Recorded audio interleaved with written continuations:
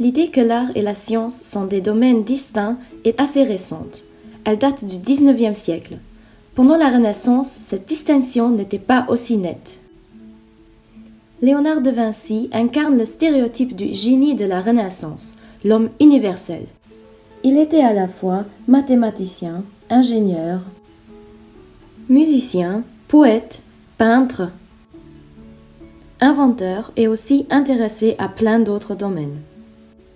Léonard de Vinci peut aussi être considéré comme le fondateur des recherches anatomiques.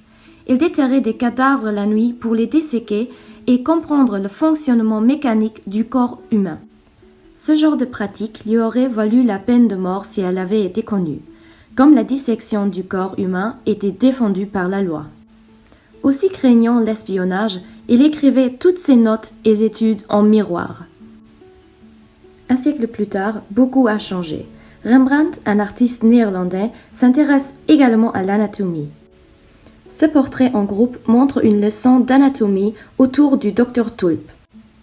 Ce genre de dissection a pris lieu dans un théâtre d'anatomie ouvert au public. Les cadavres étaient des corps des criminels exécutés. La science et la société se sont tellement développées que la recherche anatomique est respectée et même exécutée en public. Rembrandt n'a donc pas besoin de cacher son intérêt pour l'anatomie. Cette œuvre a été même commandée par Dr Tulp pour documenter son travail prestigieux. Cet intérêt pour la science et la médecine peut aussi être trouvé dans l'art contemporain. Par exemple dans cette œuvre du photographe allemand Thomas Struth. Il documente une nouvelle machine à opérer. La composition ressemble à celle de la peinture de Rembrandt.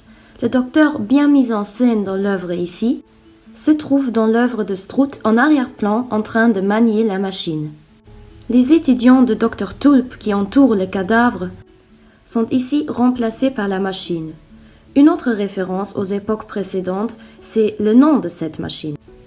On l'a nommée d'après le grand génie universel, Leonardo da Vinci. Cette photographie montre le progrès scientifique dont l'homme est le créateur et le contrôleur.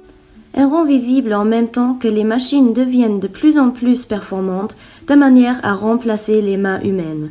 Le fait que cette œuvre n'est pas réalisée dans la technique traditionnelle de la peinture, mais est une photographie, ce qui est une technique moderne, fait aussi référence au développement technique.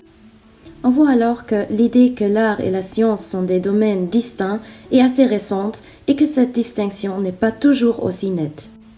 Certains artistes de l'Antiquité jusqu'à aujourd'hui font preuve d'une grande curiosité scientifique, qui est exprimée dans leur production artistique.